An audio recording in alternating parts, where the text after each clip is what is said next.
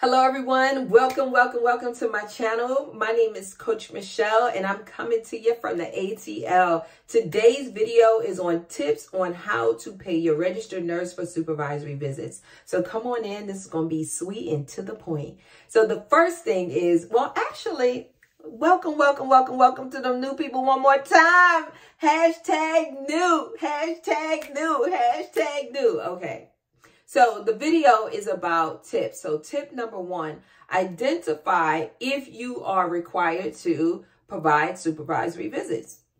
Do you need a registered nurse to provide those supervisory visits, to go out to your clients and make sure everything is going on the way it should be according to the service plan, you know, the care is being rendered appropriately. And then you want to decide, okay, I already know I need a registered nurse. Then you want to decide, how much am I going to pay my registered nurse? So you need to do some market research to make sure that you're offering a competitive rate to your registered nurse, right? So you're going to find out, yes, I need a nurse. Second thing is, how often do I need those supervisory visits done?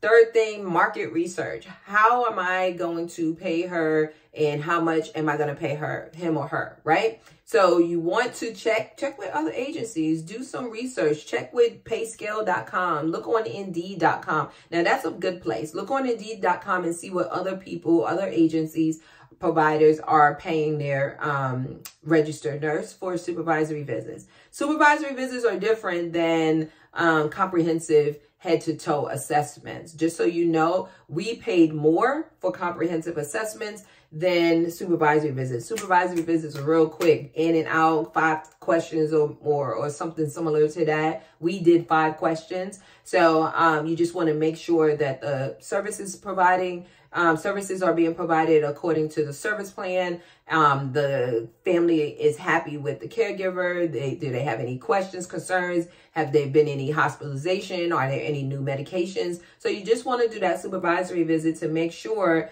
that you are providing the appropriate level of care and that the consumer is happy, right? And then you want to decide if you're going to pay PRN as needed, right? So I need you to come and do these things on these days. I need you to manage, you know, this client supervisory visits every so often.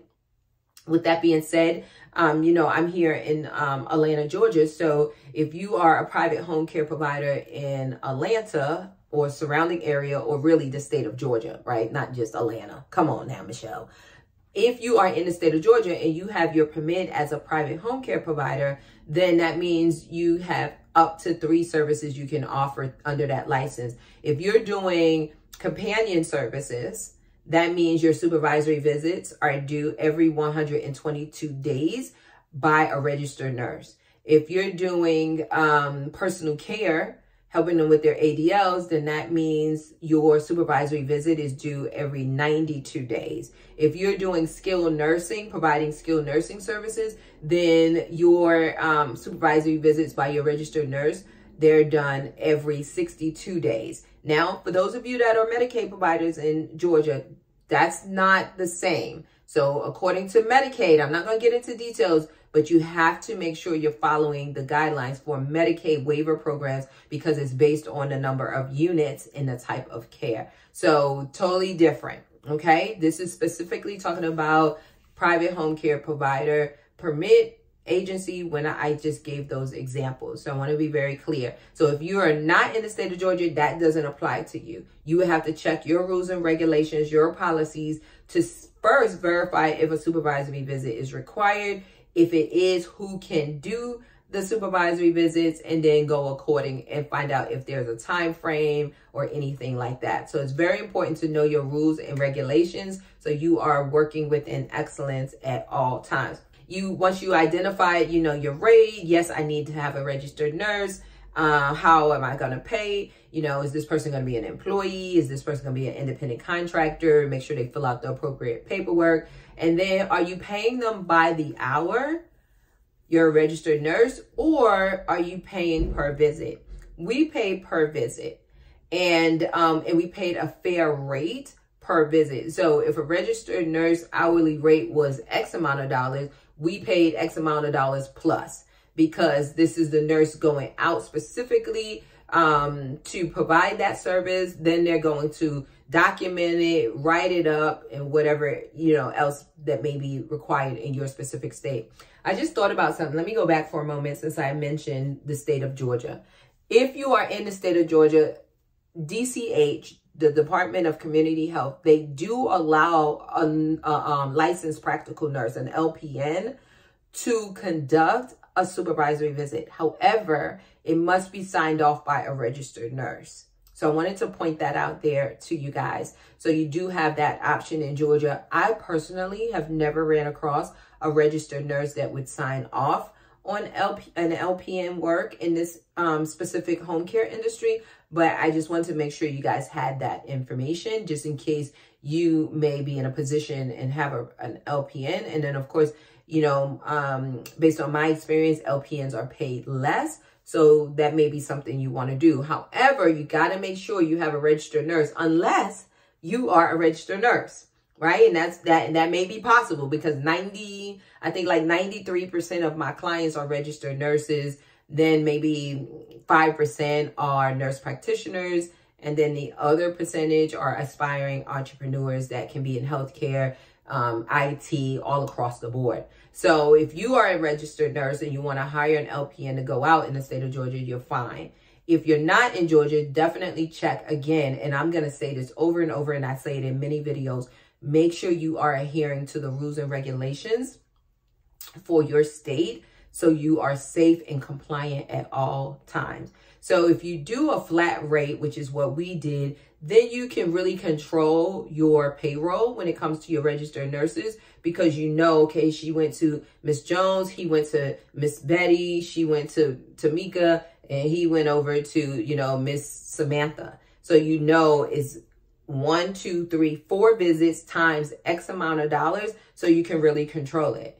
Now, if you go hourly, which I don't recommend, but you got to do what's best for your business. If you go hourly, that one flat rate, say $100, $125 that you had allotted, that nurse can go out there and say you're paying the nurse $85. I don't know how much, guys, in your state. Say you're paying the nurse $85 an hour. That nurse can be there 1 hour, 2 hours, 3 hours. Next thing you know, you're almost paying $300 for a supervisory visit that usually, based on my experience, take about 20 minutes. Because in the state of Georgia, we have approximately 5 questions that we ask. And those questions usually go by really quick. Because if there was something serious going on, we would know before the supervisory visit. If there was a hospitalization, if there was a fall, if there was a change in medication. So really it's just there to supervise. Oh, side note, let me tell you this. Come here.